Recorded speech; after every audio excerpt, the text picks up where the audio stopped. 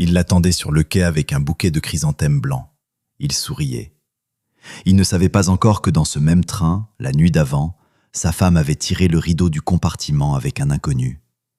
Une seule nuit, un seul verre de cognac, un seul moment de faiblesse dans un wagon qui filait dans le noir. Et tout s'est effondré. Pas dans une dispute, pas dans des cris, mais dans une feuille de papier posée sur une table basse.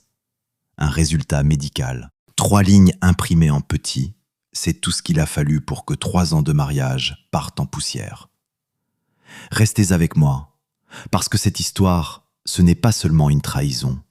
C'est l'histoire de 2 personnes qui croyaient avoir construit quelque chose d'indestructible et qui ont découvert en une fraction de seconde à quel point tout peut basculer.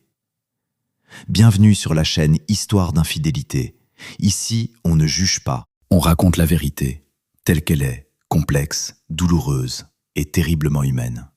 Avant de commencer, laissez un commentaire en bas de quelle ville vous regardez et quel temps il fait dehors en ce moment. Je lis chaque message. Et maintenant, installez-vous. Vous allez avoir besoin d'être assis pour celle-là. Karine regardait par la fenêtre du train sans vraiment voir défiler les rangées de peupliers et les petits villages endormis derrière la vitre. Ses pensées restaient à l'appartement, cet appartement au haut plafond avec le grand ficus dans le coin du salon, celui que Florent arrosait selon un calendrier strict établi jadis par sa mère. Elle sourit malgré elle en se rappelant son air concentré, sourcils froncés, vérifiant l'étiquette collée sur l'arrosoir comme si la vie du ficus en dépendait. Les 3 dernières années de leur mariage ressemblaient à un port tranquille, sans tempête, sans bourrasque, mais aussi sans cette soif qui ronge et qui brûle. Florent travaillait beaucoup. Administrateur système dans une grande entreprise, il se faisait appeler en pleine nuit et ne se plaignait jamais. Karine appréciait cela. Elle savait qu'il n'était pas du genre à chercher des distractions ailleurs. Il était du genre à réparer un robinet qui fuit à 2 heures du matin et à apporter le café au lit le dimanche. Leur dispute était rare et vite noyée comme une averse d'été. Quelques éclats, quelques lèvres boudées, et 1 heure plus tard, ils riaient ensemble d'une vidéo absurde.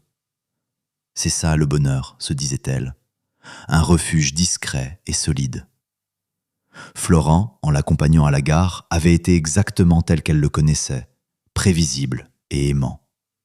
Il lui tenait la main tandis qu'il longeait le quai, tirant de l'autre bras la petite valise à roulettes. « Le trajet dure presque une journée entière. Embrasse ta mère de ma part, disait-il en l'aidant à faire entrer la valise dans les 3 couloirs. Et dis-lui que je viendrai bientôt faire la connaissance du nouveau chat. Qu'elle ne lui donne surtout pas de charcuterie, il a une gastrite ce pauvre animal. Je lui dirai, sourit Karine, sentant une chaleur se répandre dans sa poitrine à l'évocation de cette tendresse toute domestique. Et toi, ne mange pas n'importe quoi. Il y a des raviolis au congélateur, une soupe pour 3 jours dans le frigo. Je suis un grand cuisinier, tu le sais bien. Oui, un génie absolu, dit-elle en riant doucement. Il l'étreignit pour lui dire au revoir, fort, à l'étouffer, et l'embrassa sur les lèvres avec une douceur qui sentait l'habitude heureuse. Tu vas me manquer. Appelle-moi quand tu seras en route, et souvent en général. Promis, chuchota Karine, le nez enfoui dans son épaule qui sentait son parfum familier et le linge propre. La contrôleuse jetait déjà des regards impatients vers sa montre. Florent sauta sur le quai, agita la main. Karine resta dans le sas, observant sa silhouette qui rétrécissait à mesure que le train s'ébranlait lentement.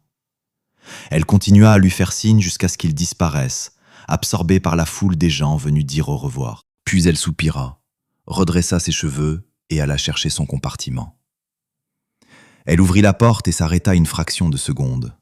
Son voisin était déjà là. Un homme à peu près de son âge, peut-être un peu plus vieux, assis côté fenêtre, feuilletant un magazine avec ce regard distrait qu'ont les gens qui ne lisent pas vraiment. Il leva la tête au bruit de la porte coulissante et leurs regards se croisèrent.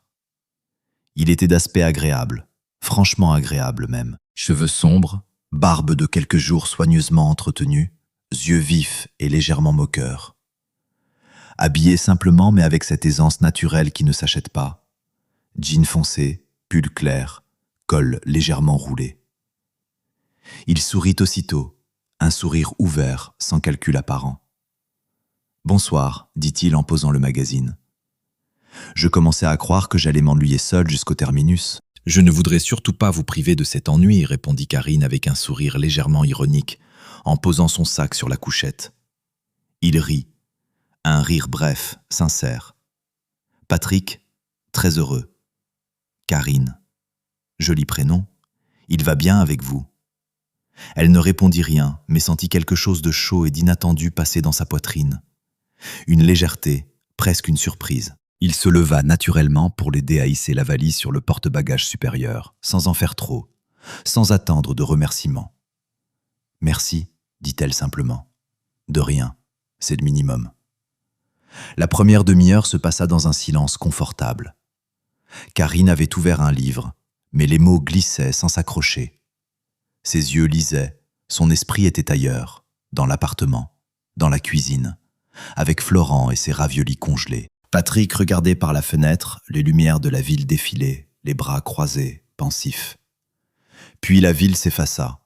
L'obscurité s'installa derrière les vitres, épaisse et douce. Et ce fut lui qui rompit le silence. « Vous allez loin ? » ?»« Jusqu'au terminus, rendre visite à ma mère. »« Longtemps que vous ne l'avez pas vue ?» Karine posa son livre, presque involontairement. « 4 mois. Elle a déménagé au printemps dernier, un appartement plus petit, moins de charges, et un chat qu'elle surprotège comme un enfant. »« Un chat ?» dit-il en souriant. « C'est déjà quelque chose. Moi, je suis en déplacement professionnel, le 3e ce mois-ci. Ça doit être épuisant. » Ça l'est, mais ce soir, curieusement, je ne me plains pas. Il y avait dans sa voix quelque chose d'imperceptible, pas une séduction calculée, plutôt une honnêteté désarmante. Karine sentit ses épaules se détendre légèrement, comme si quelque chose s'était relâché sans qu'elle en l'ait décidé. « Vous faites quoi comme métier pour voyager autant ?»« Géologue. Je travaille sur des projets de sous-sol, des études de terrain. Pas aussi romantique que ça en a l'air. »« Ça a l'air romantique ?» Les gens imaginent des montagnes, des falaises, des couchers de soleil sur des escarpements rocheux. Et la réalité ? Des réunions dans des préfabriqués et des sandwichs froids sur des zones industrielles. Elle rit, vraiment cette fois, sans retenue. Il la regarda rire avec une attention tranquille, comme quelqu'un qui savoure. La conversation s'était nouée sans qu'on s'en aperçoive, avec cette fluidité des échanges qui n'auraient pas dû avoir lieu et qui surgissent quand même, portés par la nuit et le mouvement du train. Ils parlèrent de voyages manqués, de villes qu'on aime sans savoir pourquoi, de ce sentiment étrange d'être plus soi-même avec un inconnu qu'avec les gens qu'on connaît depuis toujours. « C'est le train qui fait ça, dit Patrick. On est suspendu entre 2 endroits, ni ici, ni là-bas. Les règles normales s'appliquent moins. » « Ou on se raconte qu'elles s'appliquent moins, nuança Karine. Il l'observa un instant, avec ce sourire retenu qui semblait lui être propre. « C'est la même chose, non ?» Elle ne répondit pas tout de suite. La question avait quelque chose de trop juste, de trop précis. Elle regarda par la fenêtre le reflet de leur compartiment sur le fond noir de la nuit. Leurs 2 silhouettes face à face, flottant dans l'obscurité du dehors, et ne dit rien. Patrick raconta ensuite l'histoire d'un voisin de compartiment qui s'était révélé être un acteur connu, avec lequel il avait passé toute la nuit à jouer aux cartes. Karine écouta, rit, posa des questions. Il y avait en lui quelque chose de léger, d'imperceptiblement attirant. Il ne cherchait pas à impressionner, il ne jouait aucun rôle. Il était simplement là, présent. Ce genre de présence rare qu'on remarque parce qu'elle manque souvent. « Et si on jouait à quelque chose, dit-il finalement, avec ce plissement des yeux malicieux qu'elle commençait à reconnaître. Pour ne pas sombrer dans la philosophie. Des mots, des associations, avec un chronomètre pour pimenter. D'accord, mais je vous préviens, je suis redoutable. Je n'en doute pas une seconde. » Ils jouèrent, ils se taquinèrent, ils rirent de ces fous rires légers qui ne demandent pas de raison. Karine se surprit à penser qu'elle avait oublié depuis combien de temps elle ne s'était pas sentie aussi légère, pas heureuse de manière extraordinaire, juste légère, simplement présente dans l'instant. Ici, dans ce wagon en mouvement, il n'y avait ni passé ni avenir, seulement le présent, chaleureux et suspendu dans sa propre précarité. Patrick jeta un coup d'œil à sa montre, puis leva les yeux vers elle. « Dites-moi, Karine, et si on trinquait un peu, pour faire connaissance, pour la route ?» Sans attendre de réponse, Il plongea la main dans son sac et en sortit une bouteille de bon cognac, une tablette de chocolat noir, un citron tranché et 2 gobelets en plastique qu'il posa sur la petite tablette avec une délicatesse presque cérémonieuse. « J'en ai toujours un peu sur moi. Boire seul, c'est la dernière des choses. » Karine hésita une seconde. Une pensée traversa son esprit.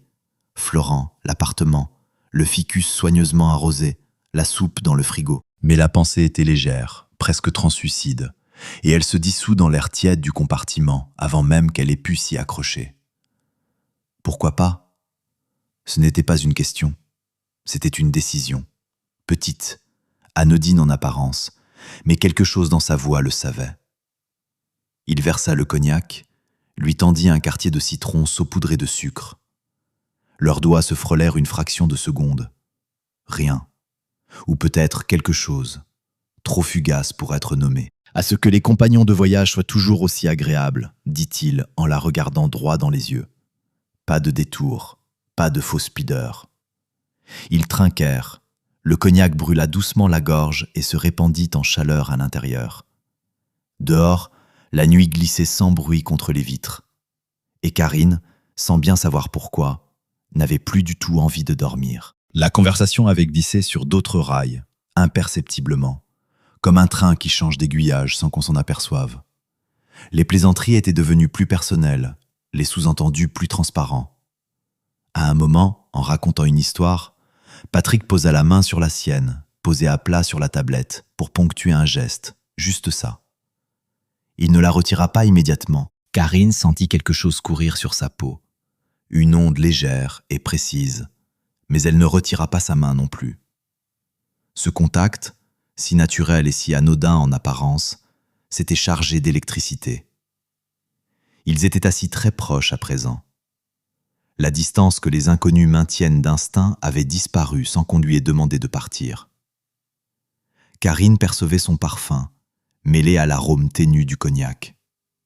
Elle voyait briller ses yeux dans la pénombre du compartiment. Le jeu de mots était oublié depuis longtemps. Il parlait simplement, la voix basse, comme s'il craignait de réveiller quelqu'un derrière la cloison. « Tu sais, dit-il soudain en passant au tutoiement, et ce n'était pas une familiarité, c'était une intimité. Je me sens tellement à l'aise avec toi, comme si on était ailleurs, dans un autre monde. »« Oui, répondit Karine à voix basse, moi aussi je le ressens. » Il tendit la main et écarta doucement une mèche de cheveux de son visage. Karine ferma les yeux une seconde. Quand elle les rouvrit, son visage était tout prêt. Elle comprenait que quelque chose était en train de se passer, quelque chose qui diviserait sa vie en un avant et un après. Mais elle ne pouvait plus s'arrêter. C'était plus fort qu'elle. Ce n'était pas un simple élan, c'était une ivresse, celle de la liberté, du fruit défendu, si doux précisément parce qu'il est interdit. « C'est juste un jeu, chuchota-t-elle, davantage pour elle-même que pour lui. »« C'est juste une nuit, répondit-il, et il l'embrassa. Dans sa tête, une seule pensée battait comme un pouls. Ça ne se reproduira jamais, c'est ici seulement, ça ne changera rien. Elle se trompait. La nuit dans un train est une dimension à part. Dehors, le noir absolu et le roulement régulier des roues, qui mesurent un temps ayant cessé d'exister. Ils tirèrent le rideau sur la vitre de la porte, créant leur minuscule monde obscur. Karine ne pensait pas à Florent. Dans ces minutes-là, il était quelque part dans un autre univers, lointain et irréel. Il n'y avait que Patrick, attentif, tendre et passionné à la fois. Il la touchait comme s'il l'apprenait par cœur, comme s'il savait qu'au matin, ils redeviendraient des étrangers. Puis vint le silence. Ce silence particulier où les mots ne servent à rien, parce qu'ils ne feraient que tout abîmer. Ils s'allongèrent chacun sur leur couchette, séparés par une demi-mètre d'air, et chacun fit semblant de dormir. Karine regardait le plafond, écoutant le battement rythmique des roues sur les rails, essayant de se convaincre que rien ne s'était passé. Juste un rêve, juste une hallucination. Le matin venu, tout redeviendrait comme avant. Le matin était gris et morose. Une pluie fine brouillait des vitres. Patrick était déjà assis, habillé, le regard tourné vers la fenêtre. Quand Karine ouvrit les yeux, il se retourna et lui sourit. Ce même sourire ouvert que la veille, mais avec dedans une note nouvelle, légèrement distante. Bonjour, dit-il d'un ton ordinaire. Dans 1 heure, on arrive. Bonjour, répondit-elle, sentant le malaise et le vide se déposer en elle comme une fine couche de cendre. Ils burent le thé que la contrôleuse apporta et parlèrent de la pluie. De la nuit, pas un mot. Quand le train freina le long du quai, Patrick se leva le premier dans le couloir et décrocha sa valise. Il la lui tendit. « Bonne continuation, Karine, dit-il en lui tendant la main. Bonne chance. »« À toi aussi, répondit-elle en serrant sa paume. Leurs regards se croisèrent une seconde. Dans ses yeux, elle lut quelque chose qui lui glaça l'intérieur. Ce n'était ni du regret, ni de l'espoir. C'était de la connaissance. La connaissance de ce qu'ils avaient fait et de ce que ça resterait en eux pour toujours. Comme une cicatrice. Elle sortit rapidement sur le quai, se fondit dans la foule et ne le revit jamais. La semaine chez sa mère se passa dans une sorte de brume. Karine préparait des soupes, faisait les courses, écoutait sa mère raconter les histoires du voisinage. Elle s'efforçait de ne pas penser à cette Mila, repoussant les souvenirs au fond d'elle-même, dans le recoin le plus reculé de sa conscience. Parfois elle y parvenait presque, et elle se convainquait presque que ce n'avait été qu'un mauvais rêve. Mais parfois, allongée dans son lit d'enfant, elle sentait à nouveau ses mains sur elle, et la honte et la nausée remontaient ensemble. Sa mère remarqua bien sûr que quelque chose n'allait pas. « Karine, tu es bien songeuse en ce moment, dit-elle un soir à table. Tout va bien avec Florent? Vous n'avez pas eu de dispute? » Tout va très bien, maman, sourit Karine, un sourire un peu trop appliqué. Je suis fatiguée du voyage, c'est tout. Elle attendait le retour. Elle attendait de rentrer dans son havre tranquille où les choses reprendraient leur place. Là-bas, dans ce cadre familier, auprès de Florent, ce cauchemar se dissoudrait forcément. Elle y croyait. Florent l'attendait à la gare. Il était planté devant les portes vitrées avec un immense bouquet de chrysanthèmes blancs, ses préférés. Quand il la vit, son visage s'illumina d'un sourire si sincère, si heureux, que le cœur de Karine se serra douloureusement. Mon soleil. Il l'étreignit, la souleva presque, la fit tourner sur elle-même. Enfin, je croyais devenir fou sans toi. Et ce chat, Marius, il m'a rendu dingue. Chaque nuit sur ton oreiller, à me regarder de travers comme si j'étais un intrus chez moi. Karine rit, un rire vrai malgré tout, en se serrant contre lui. Elle respirait son odeur familière, sentait la chaleur de ses bras autour d'elle, et il lui semblait que tout pourrait vraiment aller bien, que cette nuit-là n'avait été qu'une erreur, quelque chose qu'on peut effacer, réécrire par-dessus. À la maison, un dîner l'attendait, préparé par Florent, avec des produits tout simples mais avec cette attention qui lui ressemblait, et une bouteille de vin ouverte sur la table. Elle posa son sac, regarda cet appartement, le ficus dans le coin, la lumière douce du soir, et sentit quelque chose se briser très doucement en elle, sans bruit, sans éclat, comme du verre très fin qu'on pose trop fort. La conversation, les étreintes, les rires, et puis la nuit, tendre et passionnée, chargée de tout cet amour et de ce manque qu'il avait accumulé en son absence. Karine s'y abandonnait avec une sorte d'espoir désespéré, cherchant à étouffer la voix de sa conscience sous la chaleur de ses bras. Florent était heureux. Il chuchotait à son oreille combien elle lui avait manqué, combien il l'aimait. Karine pleurait dans le noir, et il croyait que c'étaient des larmes de joie, des larmes de retrouvailles. Pendant quelques jours, tout fut parfait. Ils se promenèrent dans le parc, regardèrent des films, firent des projets pour l'été. Karine retrouva presque la paix. Se convainquit presque que le danger était passé, que cet épisode n'était qu'un trait sans signification dans le long récit de leur vie commune. Les premiers symptômes, Florent n'y prêta pas attention. Un léger picotement, ça n'était rien, une allergie peut-être, au nouveau gel douche que Karine avait rapporté de chez sa mère. Mais l'inconfort s'intensifia. Des symptômes inhabituels apparurent. Il plaisantait, disait qu'il avait dû prendre froid assis sur le rebord de la fenêtre en réglant l'antenne. Mais quand la gêne devint insupportable, Florent céda et prit rendez-vous dans une clinique privée pour éviter les files d'attente. Il fit les analyses. Un bilan standard, avait dit le médecin. Les résultats étaient promis dans 3 jours. Ces 3 jours, il les passa comme un étranger à lui-même. Karine lui demandait ce qui n'allait pas. Il esquivait, prétextait des problèmes au travail. En réalité, il avait simplement peur. L'incertitude est plus terrifiante que n'importe quelle vérité. Quand il vint chercher les résultats, la médecin, une femme d'un certain âge aux yeux fatigués, le regarda par-dessus ses lunettes. « Asseyez-vous, Florent. Nous avons des choses sérieuses à nous dire. » Quelque chose se glaça en lui. « Les analyses révèlent une infection sexuellement transmissible, dit-elle d'une voix posée. » Elle énonça le diagnostic, un terme médical qui sonna pour lui comme une sentence. Ce type d'infection ne peut pas apparaître autrement que par voie sexuelle. La période d'incubation va de quelques jours à 2 semaines environ. Il vous faudra suivre un traitement, et je vous recommande vivement que votre partenaire soit également examiné. Florent resta immobile, incapable de bouger. Dans sa tête, les mots par voie sexuelle bourdonnaient en boucle. D'où? Il n'avait eu personne d'autre que Karine, seulement Karine, donc Karine. Il sortit de la clinique sur des jambes de coton. L'enveloppe avec les résultats lui brûlait les mains. Il s'assit dans sa voiture sans la démarrer. Longtemps, il fixa un point devant lui. Les images défilaient dans sa tête. Il l'accompagnait à la gare. Il choisissait les chrysanthèmes. Il faisait l'amour le soir de son retour. Il se sentait idiot, trompé, et en plus porteur d'un cadeau qu'il n'avait pas demandé. Il rentra lentement, sans chercher à dépasser les limitations. Il lui fallait du temps pour rassembler ses pensées.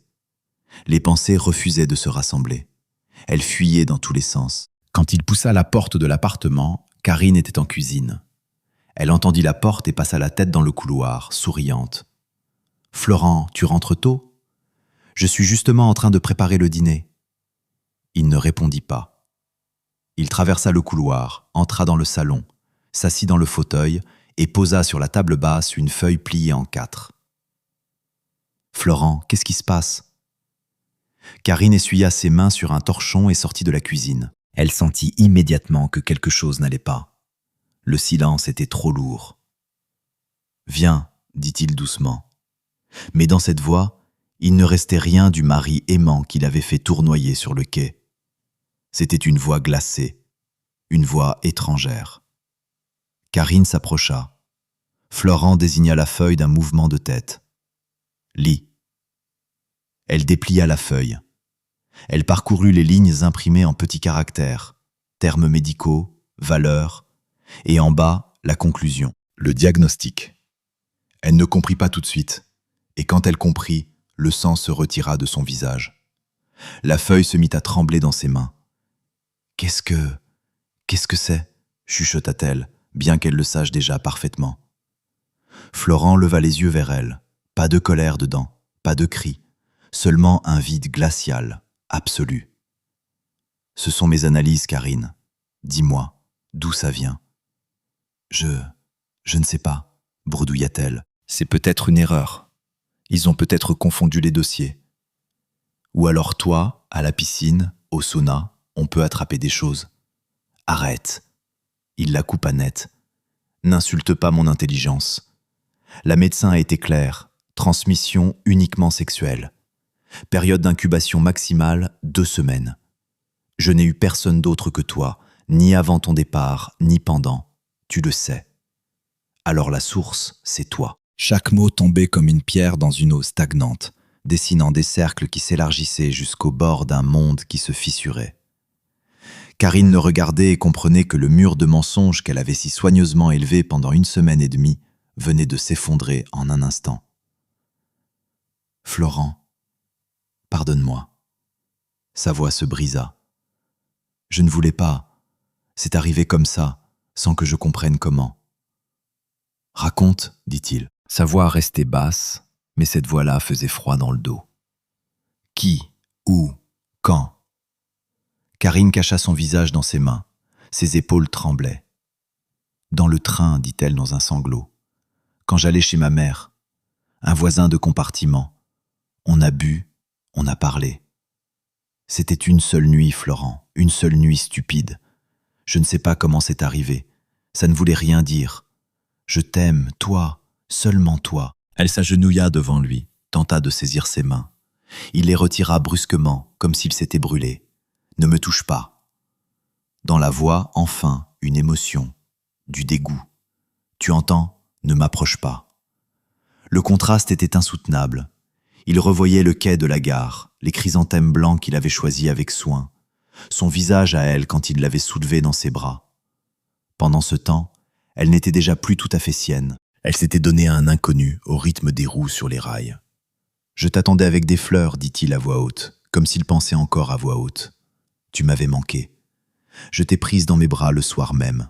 Et toi, tu m'avais rapporté un cadeau apparemment. Tu réalises ce que ça signifie? Que je dois me soigner? Que je vais passer des années à me faire dépister, à avoir peur que ça revienne? Tu y as pensé à ça? » « Je ne savais pas, cria Karine à travers ses larmes. Je ne pensais pas que ça pourrait arriver. Je croyais que c'était juste. Juste quoi, coupa-t-il? Un jeu, un divertissement. Et maintenant, c'est juste le divorce. Il se leva, alla à la fenêtre, lui tourna le dos. Prends tes affaires. Quoi? Karine leva vers lui son visage ravagé de larmes. Prends tes affaires et retourne chez ta mère, ou chez le type du train, ça m'est égal. Mais tu ne vis plus ici. S'il te plaît, supplia-t-elle, donne-moi une chance. C'était une erreur, une seule erreur. Je ferai tout pour réparer. Je serai la meilleure des femmes, je te le jure. Pardonne-moi. Tu ne seras plus ma femme, dit-il. Plus jamais. Tu as cessé de l'être la seconde où tu t'es donné à un inconnu. L'appartement est à moi, tu t'en souviens?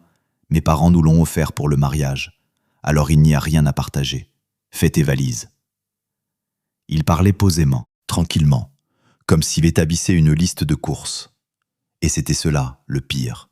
Cette voix calme, sans tremblement, sans éclat, bien plus dévastatrice que n'importe quelle tempête.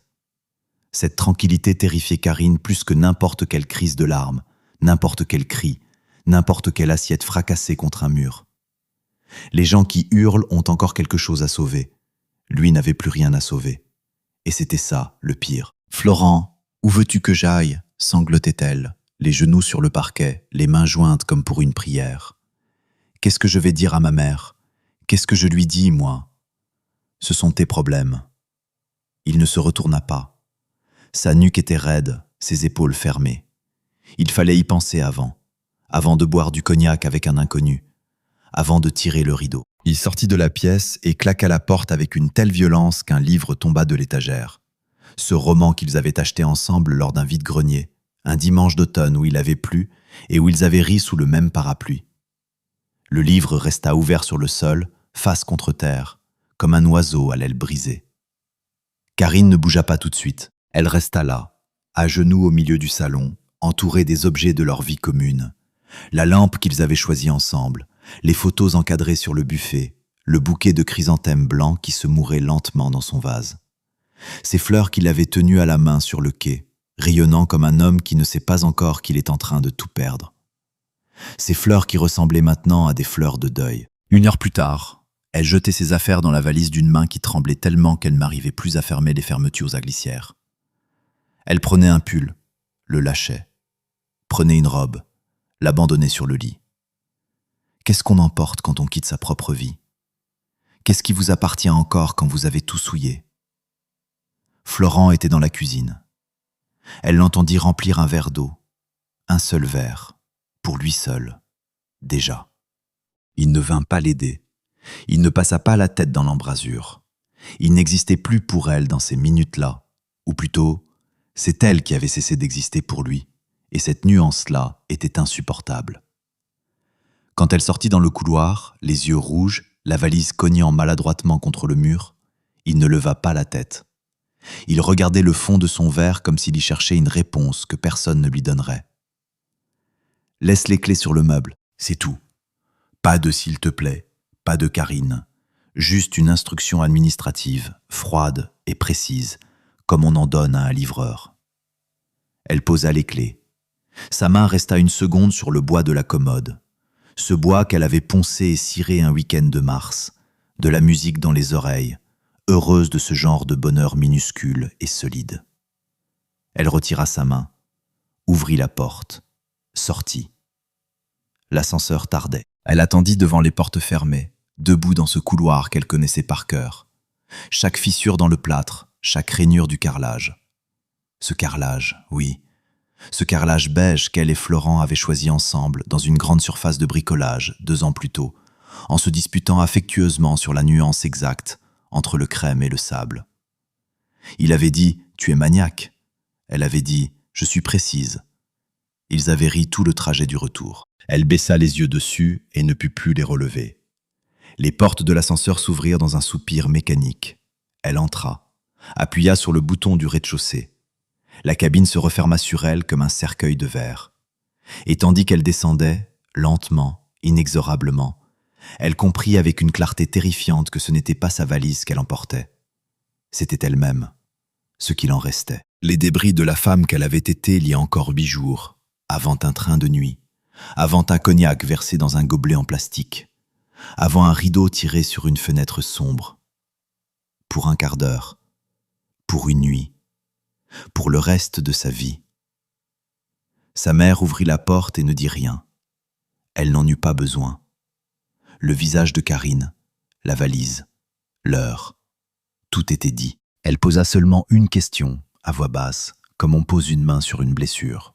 « Florent est au courant ?» Karine hocha la tête. Les larmes repartirent, sans bruit cette fois, comme une source qu'on ne peut plus boucher. Sa mère prit la valise des mains de sa fille, doucement, comme on prend quelque chose de fragile, et l'emporta dans la chambre sans ajouter un mot. Son père, lui, était dans le salon. La télévision était allumée. Quand il vit Karine dans l'entrée, il éteignit le son. Il la regarda longtemps, ce regard de père qui a tout compris avant qu'on lui explique quoi que ce soit. Il n'y avait pas de colère dans ses yeux, pas de reproche. Quelque chose de beaucoup plus difficile à supporter, de la tristesse. Une tristesse vieille et profonde, celle de quelqu'un qui reconnaît une erreur humaine et qui sait depuis longtemps que ça arrive. Il se leva sans un mot et alla dans la cuisine. Il ne revint pas. Ce silence fut la punition la plus sévère que Karine ait jamais reçue. Elle s'assit sur le canapé de l'enfance, ce canapé bordeaux défraîchi sur lequel elle avait pleuré des chagrins d'adolescente, passé des nuits à lire, attendu le matin avant des examens importants. Sa mère lui glissa une tasse de thé chaud entre les mains sans rien demander. La chaleur de la porcelaine était la seule chaleur qui lui restait. Derrière la cloison, le vieux coucou égrenait les secondes avec cette régularité implacable qui rend fou les soirs de désespoir. Chaque tic-tac découpait le temps en tranches égales. La vie d'avant, la vie d'après, la vie d'avant, la vie d'après. Comme si l'horloge elle-même ne savait plus dans quel sens faire tourner ses aiguilles. La vie d'une femme que son mari a chassée. La vie d'une femme qui a elle-même brisé la seule chose vraiment belle qu'elle ait jamais eue. À plusieurs kilomètres de là, dans l'appartement au haut plafond, Florent n'avait pas bougé de son fauteuil. Il n'avait pas rallumé la télévision, il n'avait pas mangé. Il regardait le vase de chrysanthème blanc posé sur la table, ces fleurs qu'il avait tenues dans les bras sur le quai, souriant comme un imbécile heureux, ignorant que la femme qui venait vers lui portait en elle quelque chose de brisé, quelque chose qu'il ne pourrait jamais réparer parce qu'il n'en était pas la cause. Il y avait encore son odeur dans l'appartement, son châle sur le dossier du canapé, sa tasse à café, celle avec la petite ébréchure au bord, sur les gouttoirs de l'évier. Il ne toucha à rien. Le traitement serait long, les médecins l'avaient prévenu, plusieurs semaines, des contrôles réguliers, des questions qu'on ne devrait jamais avoir à se poser. Mais ce n'était pas ça qui l'asphyxiait, c'était l'autre chose, cette image qu'il ne pourrait jamais effacer, lui, sur le quai, le bouquet à la main, rayonnant. Elle descendant du train, portant cette nuit-là en elle comme un secret honteux. Et lui qui l'avait serré contre lui, qui avait murmuré « Tu m'avais tellement manqué », sans savoir. Sans savoir. Il ne savait pas s'il pourrait un jour faire confiance à quelqu'un, recommencer, croire à nouveau que le port tranquille n'est pas un leurre. Dehors, la pluie frappait la vitre avec une régularité sourde, obstinée. Et dans ce bruit-là, il entendait malgré lui le roulement des roues d'un train sur des rails, quelque part dans la nuit, emportant 2 inconnus vers une faute irréparable. Il ferma les yeux. Il ne pleura pas. Certaines douleurs sont trop propres pour les larmes.